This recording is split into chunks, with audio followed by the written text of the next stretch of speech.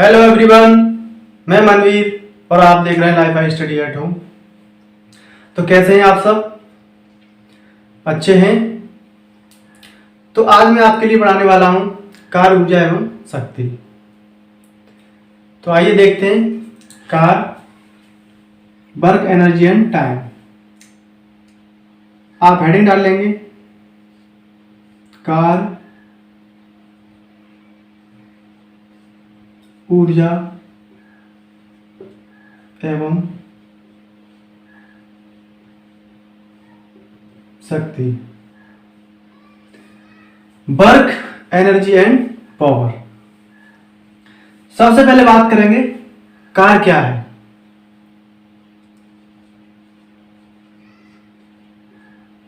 Work, जैसे ये कोई वस्तु है, ये कोई वस्तु है, आपने इस पर इस डायरेक्शन में फोर्स लगाया और ये वस्तु यहां से यहां पर आ गई। कहने का मतलब ये है कि इसकी पोजीशन चेंज हो गई। पहले यहां पर रखी थी, तो आपने जब इस दिशा में बल लगाया तो ये वस्तु यहां पर आ गई, तो आप कहेंगे मैंने कार किया है। कैसे कह सकते हैं कार हुआ? क्योंकि इसमें डिस्प्लेसमेंट हो गया, ये यहां से यहां पर विस्थापित हो गई। जैसे आप चित्र में देख पा रहे हैं, पहले केस में क्या है, वस्तु एक स्थान से दूसरे स्थान पर जा रही है, तो वहां पे हम कहेंगे कि ये कार हो रहा है। दूसरे केस में फोर्स तो लगा रहा है, उसकी बॉडी कार तो कर रही है, लेकिन उसका विस्थापन नहीं हो रहा वस्तु का, तो उस कंडीशन में हम कहेंगे कि कार नहीं हुआ। कहने का मतलब ये है कि जब वस्तु एक स्थान से दूसरे स्थान पर विस्थापित हो जाएगी तभी हम कहेंगे कि कार हुआ है। तो आप लिख देंगे किसी वस्तु पर बल लगाकर, वर्ग क्या है, कार क्या है, किसी वस्तु पर बल लगाकर उसे विस्थापित कर देना ही क्या कहलाता है, कार कहलाता है। तो लिख देंगे किसी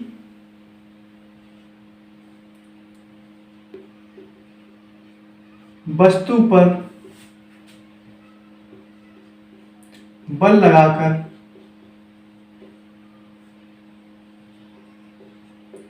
उसे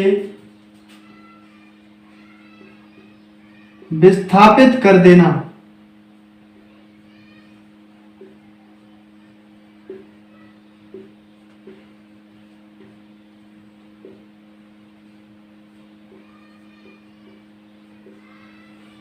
किसी वस्तु पर बल लगाकर उसे विस्थापित कर देना ही क्या है, कार। अगर वस्तु विस्थापित नहीं हुई तो वो कार नहीं हुई। नेक्स्ट देखिए, आपने जिस डायरेक्शन में फोर्स लगाया है, क्या वस्तु उसी डायरेक्शन में विस्थापित हुई है? बिल्कुल हुई है। हमने इधर के लिए फोर्स लगाया और वस्तु भी इधर ही विस्थापित हुई है। तो इसके लिए जो फॉर्मूला होता है, कार बराबर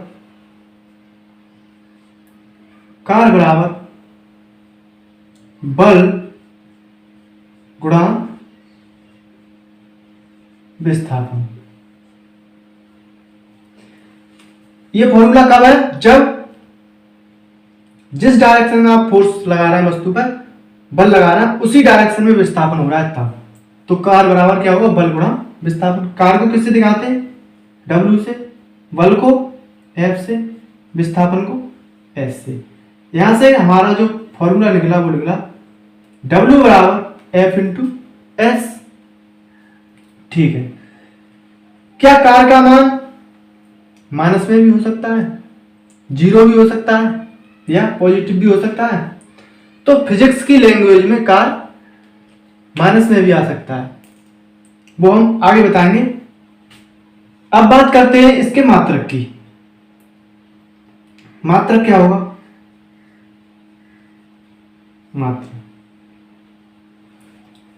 मात्रक होगा कार का मात्रक।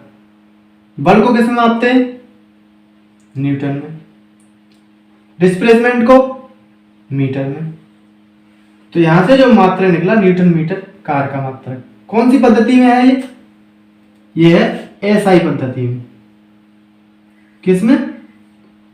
एसआई पद्धति में क्या बोलते हैं? Newton metre. और इसी न्यूटन मीटर को हम क्या कहते हैं? जूल। क्या है ये? जूल। एसआई पद्धति में जो कार का मात्रक होता है वो क्या होता है? जूल होता है। अब बात करते हैं सीजीएस पद्धति में। सीजीएस पद्धति में इसका मात्रक क्या होगा?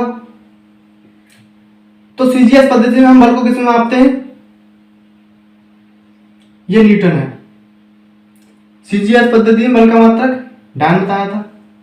किस में मापते हैं? डायन। और डिस्प्लेसमेंट दूरी को किस में मापेंगे? सेंटीमीटर में। तो एक डायन और एक सेंटीमीटर ये किसके बराबर होता है? एक अर्ग के बराबर होता है। एक डायन और एक सेंटीमीटर, इनका दोनों का गुणनफल किसके बराबर होगा? एक अर्ग। आगे थोड़ा और करते हैं। अब देखो डायन को, एक डायन बराबर क्या होता है? 10⁻⁻5 न्यूटन। और एक सेंटीमीटर को जब मीटर में लाना है, एक सेंटीमीटर को अगर मीटर में लाए तो उसे 10⁻2 मीटर लिख दें। लिख लीजिए यहां पर भी। इसको लिख दिया 10⁻5 न्यूटन और इसको लिख दिया 10⁻2 मीटर। और ये किसके बराबर चल रहा? एक अर्ग। यहां से 10⁻5 और 10⁻2 घाते जुड़ जाएंगे तो ये होगा 10⁻7 क्या? Newton metre. किसके बराबर है? एक अर्ग।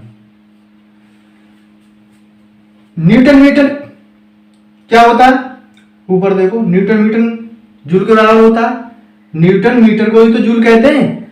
तो यहां से 10⁻7 जूल बराबर एक अर्ग। कहने का मतलब एक अर्ग 10⁻7 जूल के बराबर होगा। और अगर हम एक जूल बराबर निकालें, यहां से एक जूल बराबर निकालें तो 10⁻+7 अर्ग। यहां से ये दो संबंध हैं। जूल में एक अर्ग के बराबर अगर जूल में आप पता करना है तो 10⁻7 होगा, क्योंकि अर्ग जो मात्रक है वो जूल से छोटा है। और अगर एक जूल बराबर निकालना है तो एक जूल बराबर 10⁻7 अर्ग। जो पावर है वो किसकी है? प्लस की है। ये यहां से हमने एक संबंध निकाल लिया। ये आपको याद रखना है, बहुत इंपॉर्टेंट है। ये पूछ लिया जाता है कि एक जूल कितने अर्ग के बराबर होता है, तो वो होता है 10⁻7 की। यहां तक बात समझ में आ गई होगी। आगे बात करते हैं। ये तो था तब जब फोर्स लगा रहा है इसी डायरेक्शन में और विस्थापन में उसी डायरेक्शन में हो रहा था तब। अब देखते हैं फोर्स की डायरेक्शन अलग हो और विस्थापन की डायरेक्शन अलग हो तब क्या होता है। उसके लिए क्या है?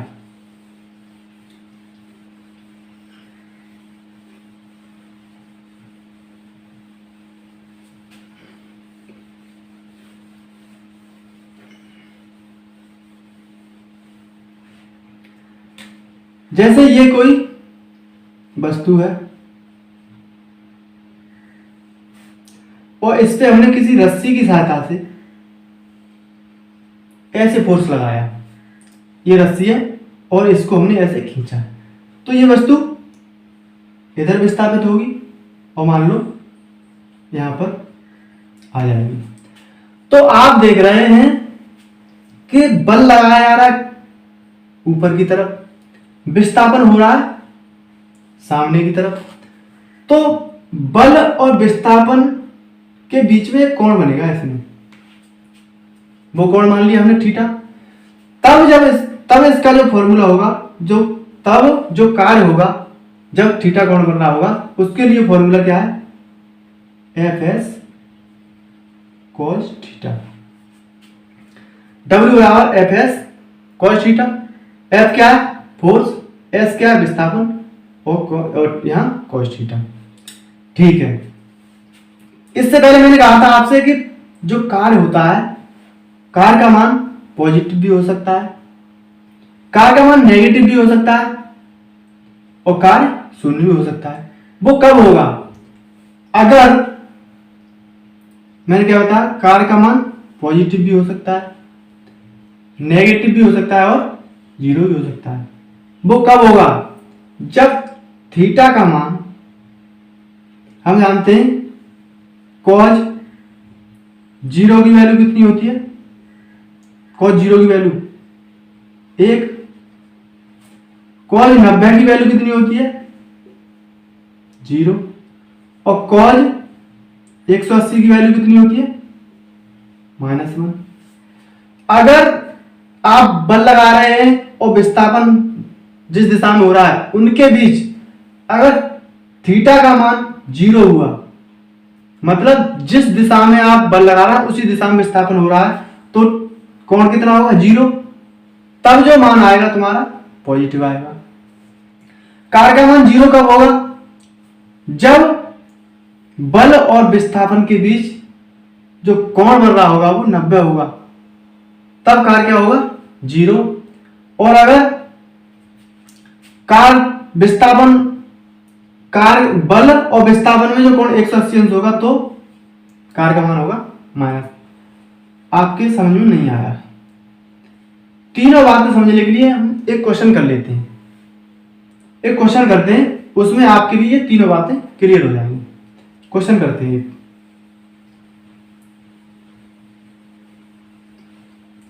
क्वेश्चन करते हैं। मान लो ये कोई ऑब्जेक्ट है, इस पे हमने 100 न्यूटन का क्या लगाया बल। ये ऑब्जेक्ट था, इस पे हमने 100 न्यूटन का लगाया बल, ठीक है।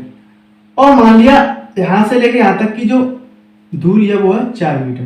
कहने का मतलब विस्थापन कितना हुआ 4 मीटर का, ठीक है। इसका जो द्रव्यमान है वो 10 किलोग्राम है। इस ऑब्जेक्ट का जो मास है वो कितना है 10 किलोग्राम। तो इसका मास 10 किलोग्राम है, तो इसका भार क्या होगा, भार mg होता है। तो m कितना दिया है 10 और g का मान कितना होता है 10। तो यहां से जो भार निकलेगा, इसका वेट निकलेगा वो 100 किलोग्राम निकलेगा। अभी तीनों बातें आपके लिए क्लियर हो जाएंगी। पहले इसे देख लीजिए, जब इसकी दिशा इधर, विस्थापन इधर हो रहा है, तब इस पे कुछ घर्षण बल भी काम कर रहा होगा। तो आप जानते हैं घर्षण बल हमेशा अपोजिट काम करता है। तो मान लो इस पे घर्षण बल लग रहा है 2 न्यूटन का, क्या लग रहा है घर्षण बल, इतना मैंने लिख दिया। 100 न्यूटन का बल है, इस ऑब्जेक्ट का मास 10 किलोग्राम है, तो भार क्या होगा 100 किलोग्राम, और 2 न्यूटन का बल काम कर रहा है। तो आपसे 3 क्वेश्चन पूछता हूं मैं। पहला, 100 न्यूटन फोर्स द्वारा कितना कार्य किया गया।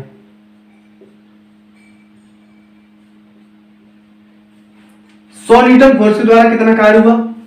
दूसरा क्वेश्चन होगा, भार द्वारा कितना कार्य किया गया।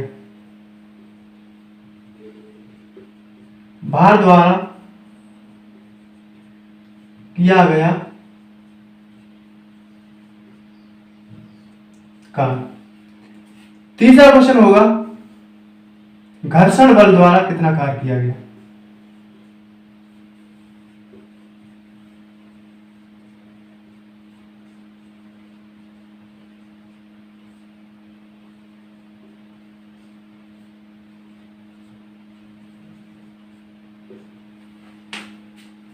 सौ न्यूटन जब फोर्स लगाया तब कितना कार्य हुआ, इसके भार द्वारा कितना कार्य हुआ, और घर्षण बल द्वारा कितना कार्य हुआ। एक एक करके समझते हैं। पहले क्वेश्चन का आंसर, पहली बात कही गई है 100 न्यूटन बल द्वारा। सूत्र क्या होता है, W बराबर Fs cos थीटा। 100 न्यूटन बल द्वारा कितना कार्य हुआ है, लेकिन अभी जो ये बल हम लगा रहे हैं वो सीधा इसी डायरेक्शन में लगा रहे हैं। अभी इस क्वेश्चन के लिए जो बल हम लगा रहे हैं 100 न्यूटन का, वो इस डायरेक्शन के लिए लगा रहा है। अब देखिए यहां पे जब बल इधर लगा रहे हैं और विस्थापन भी इधर लगा रहे हैं, तो 100 न्यूटन के लिए निकालना है। तो ये 100, विस्थापन कितना हो रहा है 4, कॉस थीटा। थीटा का मान बल भी इधर है और विस्थापन भी इधर है, तो कॉस 0, और कॉस 0 का मान कितना होता है, तो यहां से निकल के आ गया 400। जूल। 100 न्यूटन बल द्वारा जो कार्य किया गया वो कितना किया गया? 400 जूल। अब बात करते हैं दूसरी कंडीशन में, भार द्वारा किया गया कार्य। भार किधर की तरफ है? इधर। विस्थापन इधर की तरफ है। इन दोनों के बीच में जो कोण बन रहा है वो कितना बन रहा है? भार इधर की तरफ है, विस्थापन इधर हुआ है, इनके दोनों के बीच में कोण कितना होना? 90 अंश का। तब जो कार्य होगा इसी फॉर्मूले से वो कितना होगा? यहां पर जो बल है वो क्या है? 100। क्यों है? क्योंकि बल का काम क्या कर रहा है? इसका भार। बल का भार द्वारा कितना कार्य किया गया? तो भार कितना था? 100 किलोग्राम। 100। विस्थापन कितना होगा? 4। कॉज 90 का मान 0। तो भार द्वारा जो किया गया कार्य वो क्या है? 0 जूल। कहने का मतलब ये है कि यहां पर भार ने बिल्कुल काम नहीं किया। तीसरी कंडीशन क्या थी? घर्षण बल द्वारा कार्य कितना हुआ है? तो उसी फॉर्मूले से निकालना है। W बराबर Fs cos थीटा। विस्थापन हो रहा है इधर, घर्षण बल काम कर रहा है इधर, दोनों के बीच में कोण कितना बनेगा? ये है, तो दोनों के बीच में कोण कितना बनेगा? 180 डिग्री। W बराबर कार्य बराबर निकालेंगे तो फोर्स कितना है? कितने न्यूटन का? 2 न्यूटन का। 2 न्यूटन का बल लगा हुआ है। विस्थापन कितना हो रहा है? 4। cos 180, cos 180 का मान कितना होता है? -1। कार्य जो निकला यहां से -8 जूल निकला। -8 जूल जो काम आया, तो इससे ये हम देख सकते हैं कि कार्य माइनस में आ सकता है। तो इसीलिए मैंने ये क्वेश्चन कराया है कि कार्य पॉजिटिव भी हो सकता है, कार्य 0 भी हो सकता है और कार्य नेगेटिव में भी आ सकता है। अब आप बात करते हैं, कार्य हो गया, अब बात करते हैं ऊर्जा की। हेडिंग डाल लेंगे आप ऊर्जा। ऊर्जा क्या है?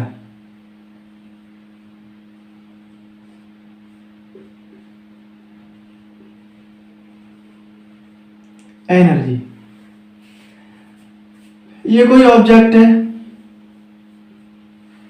कोई वस्तु है, आपने इस पे फोर्स लगाया और यहां से इसे यहां पहुंचा दिया, इसमें विस्थापन हो गया, यहां पर थी और यहां पहुंच गई, तो आप कहेंगे हमने कार्य कर दिया।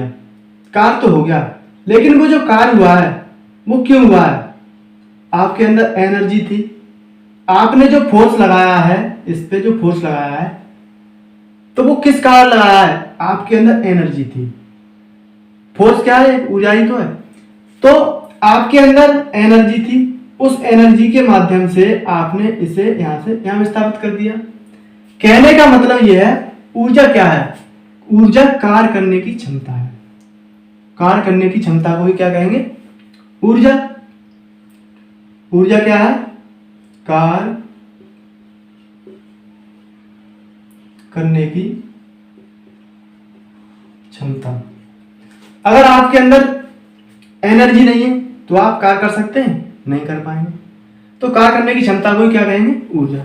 ऊर्जा कई प्रकार की होती है, लेकिन यहां पर हम बात करेंगे गतिज ऊर्जा और स्थितिज ऊर्जा की।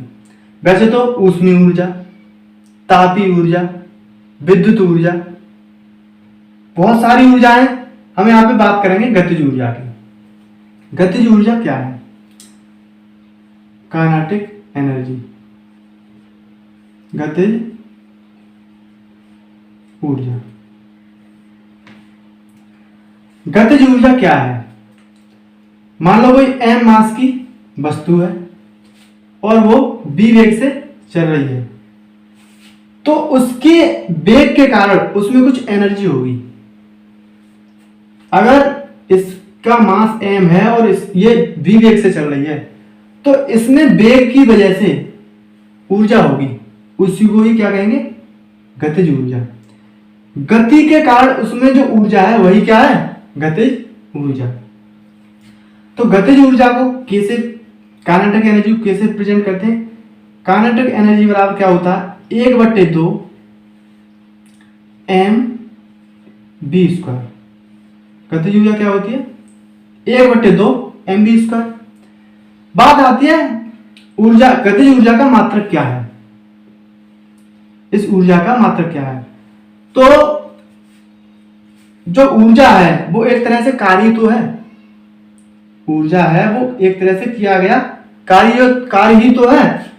तो इसका जो मात्रक होगा वो क्या होगा? जूल। ऊर्जा का मात्रक क्या होगा? जूल। अब बात करते हैं गतिज ऊर्जा और संवेग में संबंध की। उससे रिलेटेड क्वेश्चन बहुत आता है, रेलवे में 2018 ग्रुप डी में पूछा गया था।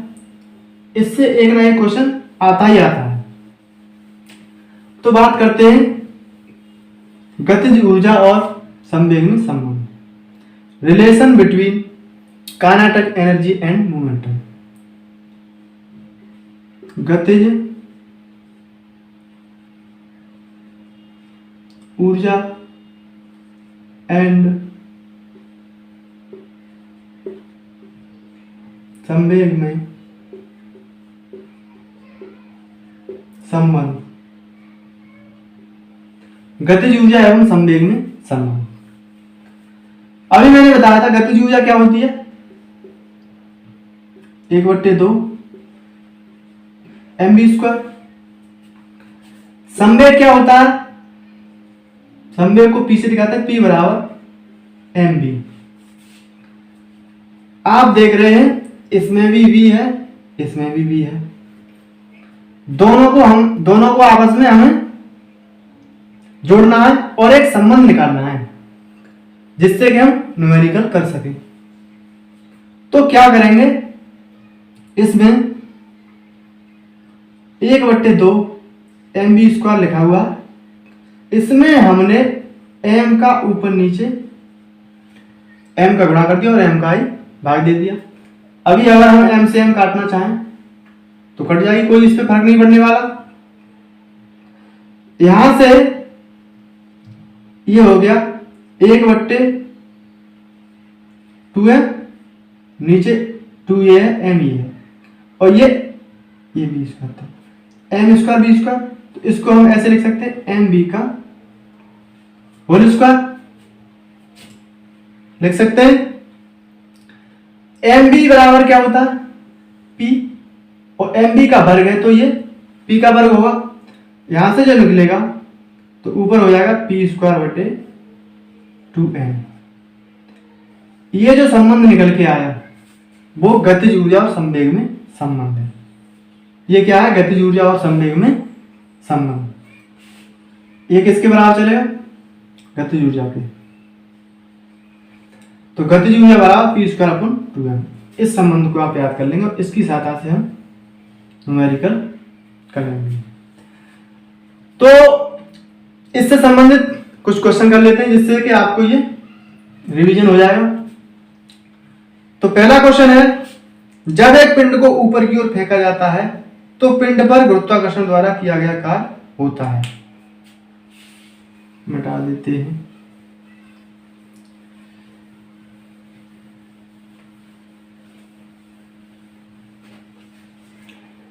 क्वेश्चन है, जब एक पिंड को ऊपर की ओर फेंका जाता है, मान लो कोई ये पिंड है और इसको हमने ऊपर की ओर फेंका, मान लो ये यहां पर आ गया। तो जब आप इसे ऊपर फेंकेंगे तो आपने कुछ ऊर्जा दी होगी, इसे कुछ ऊर्जा दी होगी, तभी तो ये यहां से वहां पहुंचा होगा। लेकिन क्वेश्चन कह रहा है गुरुत्वाकर्षण द्वारा किया गया कार्य। तो इस पे जो गुरुत्वाकर्षण काम कर रहा होगा उसकी जो डायरेक्शन होगी वो किधर होगी? नीचे की तरफ होगी। तो आपसे ये पूछा है कि पॉजिटिव होगा, शून्य होगा, नेगेटिव होगा, क्या होगा? तो आप ये बताइए, ये यहां से यहां तक यहां पर थी वस्तु और आपने ऊर्जा से इसे यहां पहुंचा दिया, तो इसके बीच में विस्थापन हुआ, वो विस्थापन मान लिया s, विस्थापन मान लिया s। तो विस्थापन हुआ ऊपर की तरफ, गुरुत्वाकर्षण बल लग रहा है नीचे की तरफ। इन दोनों के बीच में कोण कितना बन रहा है? विस्थापन और बल के बीच में कोण कितना बन रहा है? 180 डिग्री। फॉर्मूला होता है W बराबर एफ एस कॉस थीटा। अब आप बताइए, फोर्स है मान लो, नीचे कुछ भी लग रहा है, विस्थापन हो रहा है उधर, कॉस 180 का मान कितना होता है? कॉस 180 का मान कहेंगे -1। तो जो यहां से कार्य जो निकलेगा यहां से वो माइनस में निकलेगा, तो हम कह देंगे गुरुत्वाकर्षण द्वारा जो किया गया कार्य होगा वो क्या होगा? नेगेटिव होगा। ये देख लो, यहां से जो कार्य निकल के आ रहा है वो किस में निकल के आएगा? नेगेटिव में। तो कार्य नेगेटिव होगा। उम्मीद करता हूं समझ में आ गया होगा। नेक्स्ट क्वेश्चन करते हैं। 16 किलोग्राम तथा 36 किलोग्राम के दो कणों की गतिज ऊर्जाएं समान हैं, तो उनके वेगों का अनुपात क्या होगा? एक है 16 किलोग्राम की वस्तु, एक है 36 किलोग्राम की वस्तु। यदि उनकी गतिज ऊर्जाएं समान है तो उनके वेगों का रेशियो 16 किलोग्राम की है और एक 36 किलोग्राम की है। ठीक है। काइनेटिक एनर्जी बराबर क्या होता है? 1/2 mv स्क्वायर। लेकिन इसका मास 16 किलोग्राम है, इसका जो वेग होगा वो हम v1 मानेंगे, इसका मास है 36 किलोग्राम, इसका वेग मानेंगे v2। तो ये v1 का स्क्वायर होगा और ये 1/2 m v2 का स्क्वायर होगा। क्वेश्चन में बोला गया है कि इन दोनों की गतिज ऊर्जा समान है, तो ये दोनों की गतिज ऊर्जा हुई और हमने बराबर कर दिया। 1/2 से 1/2 कट गया। इसके m का मान कितना? 16 v1 स्क्वायर बराबर इसका कितना? 36 v2 स्क्वायर। पूछा क्या है? वेगों का रेशियो। तो v1 स्क्वायर बटे v2 स्क्वायर बराबर 36/16। ये है वेगों के वर्गों का रेशियो। पूछा क्या है? केवल वेगों का। तो v1 अपॉन v2 बराबर, इनका रूट निकलेगा तो ये होगा 36 6 और ये होगा 4। ये कट जाएगा 3 बार और ये कटेगा 2 बार। v1 रेशियो v2 जो निकला वो कितना निकला? 3:2। उनके जो वेगों में रेशियो होगा वो कितना होगा? 3 और 2 का रेशियो होगा। क्लियर हो गया? एक क्वेश्चन और करते हैं, अच्छे क्वेश्चन है। एक 10 न्यूटन परमाणु बल एक वस्तु को 10 मीटर विस्थापित करता है। यदि किया गया कार्य 50 जूल हो तो बल की दिशा विस्थापन की दिशा के साथ कितना कोण बनाती है? अभी अभी पढ़ा है बिल्कुल। आइए करते हैं।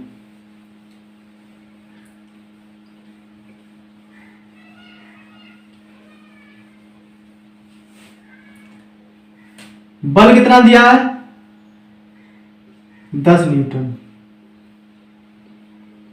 10 न्यूटन का बल है।